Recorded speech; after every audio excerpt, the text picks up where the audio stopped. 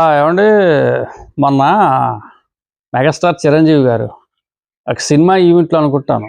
So ఏదో లైలా ఏదో picture Vishwaksen నటించినటువంటి ఆయన ఓ మాట అన్నాడు. ప్రజారాజ్యం జనసేన రెండు ఒకటే, ప్రజారాజ్యమే జనసేనగా రూపాంతరం చెందింది అని అన్నాడు. నిజమంటారా? అది రెండు పార్టీలు ఒకటేనా? నాకు ఒక కోణంలో నిజం అనిపించింది, ఒక కోణంలో అది కరెక్ట్ కాదు అనిపించింది. ఎలాగంటే చిరంజీవి గారు ప్రజారాజ్యం పార్టీ పెట్టినప్పుడు, తిరుపతిలో బహిరంగ సభ పెట్టి అనౌన్స్ చేసినప్పుడు తిరుగులేని పార్టీ అని. నిజంగా తిరుపతికి వచ్చిన జనం 1983లో ఎన్టీఆర్ పార్టీ పెట్టినప్పుడు వచ్చారట తెలుగుదేశానికి. మళ్ళీ ఆ స్థాయి, ఆ స్టేజు, ఆ భారీ బహిరంగ సభ మళ్ళీ 83 తర్వాత మళ్ళీ 2009లో చిరంజీవి ప్రజారాజ్యం పార్టీ పెట్టినప్పుడు వచ్చింది.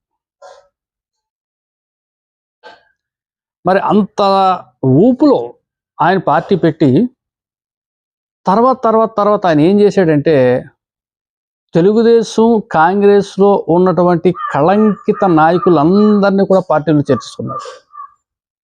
అందులో కోవట్లు కూడా వచ్చేసారు పాపం. ఈయన మాయామర్మం లేనోడు, ఏవి రాజకీయాలు కుతంత్రాలు కుట్రలు తెలియనటువంటి వ్యక్తి. అది జై చిరంజీవ అని వస్తే రావయ్య తమ్ముడు లోపల తీసుకెళ్ళిపోయాడు తప్పితే, ఆ వచ్చేవాడు వెనకాల కోణం ఏంటి కుట్ర ఏంటి అన్నది పాపం ఇతను కనిపెట్టలేకపోయాడు. అది మహానాయకుడు రాజశేఖర రెడ్డి గారు ఉన్నటువంటి హయాం అది. ఆయన అప్పటికే పెద్ద వృక్షం, రెండు తెలుగు రాష్ట్రాల్లో పెద్ద వృక్షంగా రూపాంతరం చెందిపోయాడు రాజశేఖర రెడ్డి. మరి అటువంటి టైంలో మరి ఎవరు వస్తున్నారో ఎవరు రాస్తున్నారో ఈయన క్రాస్ చెక్ చేసుకోలేకపోయాడు. సరే, ఏదో మొత్తం మీద 18 సీట్లు వచ్చాయి. వచ్చిన తర్వాత కూడా పరకాల ప్రభాకర్ లాంటి వాళ్ళు ఇతని ఆఫీసులోనే కూర్చుని ఇతని మీద యాంటీ స్టేట్మెంట్ ఇస్తూ ఉన్నా కానీ ఇతను చూసుకోలేకపోయాడు. సో అలా నడుస్తూ ఉన్న సమయంలో ఇతను మళ్ళీ సలహాదారు ఎవడంటే ఈ కాకినాడ రూరల్ కురసాల కన్నబాబు. అతను మొత్తం నాశనం చేశాడు. ఈ కాంగ్రెస్లో విలీనం కావాలని చెప్పి సలహా ఇచ్చినాడు అతనే. అప్పట్లో కొంతమంది ఒప్పుకోలేదు. సి రామచంద్రయ్య లాంటి సీనియర్ రాజకీయవేత్తలు ఒప్పుకోలేదు, కుదరదన్నారు, ఇది కరెక్ట్ కాదన్నారు, కొంతకాలం వెయిట్ చేద్దామన్నారు. కానీ కన్నబాబు ఇబ్బంది పెట్టాడు. ఓ పక్కన ఈనాడు రామోజీరావు కూడా ఇండైరెక్ట్గా ఇతను జెండా పీకేద్దాం అని ఒక వార్త రాసి, ప్రజారాజ్యం పార్టీ జెండా పీకేస్తున్నారు, ఇది కలిపేస్తున్నా అని చెప్పేసి ఒక మెయిన్ ఎడిషన్లో పెద్ద వార్త రాసి ఆ రోజుల్లో మానసికంగా నైతికమైన దెబ్బ కొట్టాడు రామోజీరావు. పాపం దీంతో ఆయన తట్టుకోలేకపోయాడు. కాంగ్రెస్ పార్టీలో విలీనం చేశాడు. ఇతను సెంట్రల్ మినిస్టర్ అయ్యాడు. కానీ రాంగ్ స్టెప్ అది. అలా చేయకుండా నిలబడి ఉండుంటే సమైక్యాంధ్ర తర్వాత 2014లో మేబీ డెఫినెట్గా ఇతనే సీఎం అవుతాడు. ఆల్టర్నేటివ్ పార్టీ, అటు వైసీపీ టీడీపీకి ఆల్టర్నేటివ్ ప్రజారాజ్యం పార్టీ ఉండేది, ఖచ్చితంగా సీఎం అయి ఉండేవాడు, అందులో అనుమానం లేదు.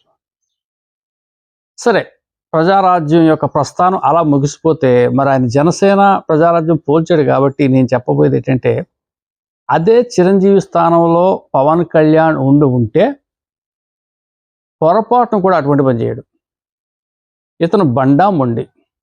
ఈనాడోడు ఎన్ని వార్తలు రాసినా, కన్నబాబు లాంటి ఎన్ని సలహాలు ఇచ్చినా ఇతను పార్టీ అధినేతగా ఆ పార్టీలో ఉండిపోదుడు. అలాగే ఉండిపోయాడు జనసేనలో. 2019లో ఇతనికి ఎక్కడ ఒకే ఒక్క సీటు వచ్చినా కానీ, ఆ వచ్చిన ఒక సీటు తప్పటడుగులు వేసేసినా కానీ, ఓ పక్కన జగన్మోహన్ రెడ్డి అనుకో ఇతను ఎన్నో రకాల ఇబ్బందులు పెట్టినా కానీ తట్టుకొని బండా మొండిగా నిలబడ్డాడు కాబట్టి ఈ రోజున హీరో అయ్యాడు. సినీ రంగంలో హీరో కాదు, పొలిటికల్గా కూడా హీరో అయ్యాడు.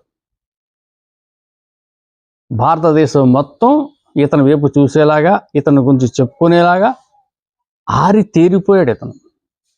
మరి ఈ ఆరి తేరిపోయే తత్వం చిరంజీవి గారి దగ్గర లేదు పాపం. ఆయన సున్నితమైన మనసు.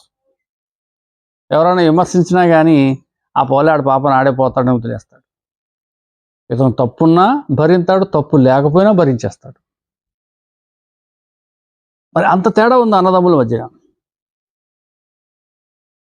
అయితే పోలిక అంటే చెప్తున్నాను. ఇక రెండోది, ప్రజారాజ్యం పార్టీలో నాన్ కాపుసు ఉన్నా కానీ జనసేనతో పోల్చుకుంటే అంతగా లేరు.